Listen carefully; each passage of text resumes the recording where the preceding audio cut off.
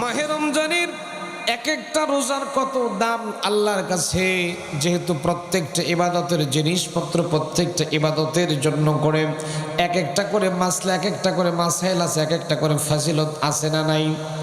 প্রত্যেকটি ইবাদতের এক একটা ফাজিলত আছে, যেই ফাজিলতগুলো প্রত্যেকটা ইবাদতের সওয়াবগুলো আল্লাহ রাব্বুল আলামিন ফেরেশতাদের মাধ্যম দিয়ে অথবা কারো মাধ্যম দিয়ে দান করবে।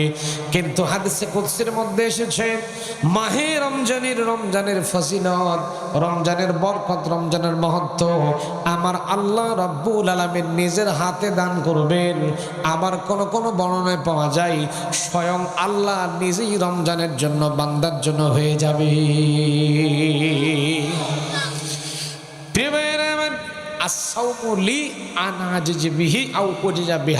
অর্থাৎ আল্লাহ বলছেন যে এর প্রতিদান আর কিছুই নয়, আমি আল্লাহ এর প্রতিদান নিজেই হয়ে যাব।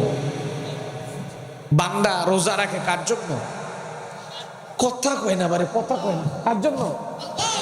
প্রিয় ভাইয়েরা আমার, দুনিয়ার মানুষ কাউকে সন্তুষ্ট করার জন্য মাহে রমজানের রোজা পালন করে না, একমাত্র শুধুমাত্র কেবলমাত্র আমার মালিক আল্লাহ রাব্বুল আলামিনকে সন্তুষ্ট করার লক্ষ্যই কিন্তু বান্দা রোজা রাখে।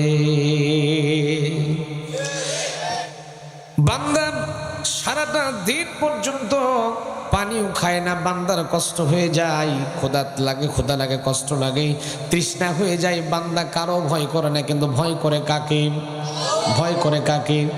আমার প্রিয় ভাইরা, খুব বেশি যখন তৃষ্ণা লাগবে যদি নদীর ভিতরে চলে যান, পুকুরে যখন গোসল করতে যাবেন, দুনিয়ার কেউ কিন্তু সেখানে থাকবে, দুনিয়ার কেউ সেখানে দেখতে পায় না। পুকুরের পানির তলে গেলেন, নদীর পানির তলে গেলেন, 10 ফিট 15 ফিট 20 ফিট পানির তলে চলে গেলেন, তৃষ্ণা লাগলো, তারপরে ওখানেও গিয়েও কিন্তু বান্দা এক ফোঁটা পানি পান করে না। সেখানে বান্দা ভয় করে কাকে? সেখানেও কিন্তু বান্দা আল্লাহকে ভয় করে।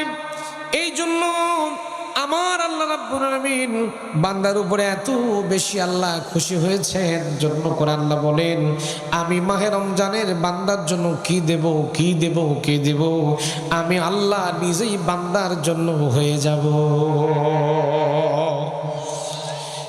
প্রিয় ভাইয়েরা আমার, স্বয়ং আল্লাহ রাব্বুল আলামিন যদি বান্দার জন্য হয়ে যায়, ওই বান্দার জন্য কোনো সমস্যা থাকবে নাকি? সেরকম থাকবে নাকি? প্রিয় ভাইয়েরা আমার, শুধু তা নয়, বুখারী মুসলিমের বর্ণনা, ছোট্ট একটা আলোচনা দিয়ে আমি তো মাহে রমজান আসতেছে, মাহে রমজানের বর্ণনা দিয়ে আমি আলোচনার মধ্যে যাব ইনশাআল্লাহ। আমার প্রিয় ভাইয়েরা, ছোট্ট একটা বর্ণনা দিয়ে আমি আলোচনার ভেতরে যেতে চাই। কিয়ামতের ময়দান যেদিন শুরু হয়ে যাবে, সূর্যটাকে, জ্বলন্ত সূর্যটাকে আল্লাহ রাব্বুল আলামিন মানুষের মাথার উপরে দাঁড় করায় দেবেন।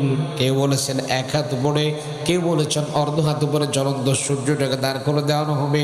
সূর্যটা এসে মাথার উপরে যখন দাঁড়িয়ে পড়বে, গুনাহগার যারা হবে, গুনাহগারের মাথার চান্দি ফেটে যাবে, গুনাহগারের মাথার মগজগুলো গলে গলে নাক কান্দে পড়তে থাকবে।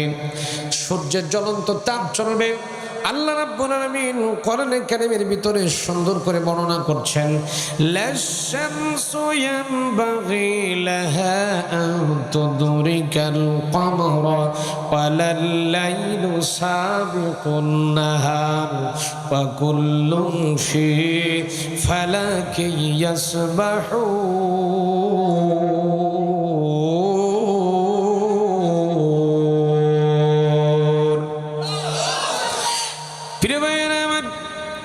গুনাহগারের মাথার চাঁদি ফেটে যাবে, নাক দিয়া, কান দিয়া, মুখ দিয়া মগজগুলো গলে গলে পড়তে থাকবে, জিহ্বাটা নাভিস্থল পর্যন্ত ঝুলে পড়ে বান্দা পাগলের মূর্তি ধারণ করবে। সেখানে মাহে রমজান আপনাকে গ্যারান্টি করছে, মাহে রমজান আপনার জন্য গ্যারান্টি দিচ্ছে সাওমুজ জান্নাহ।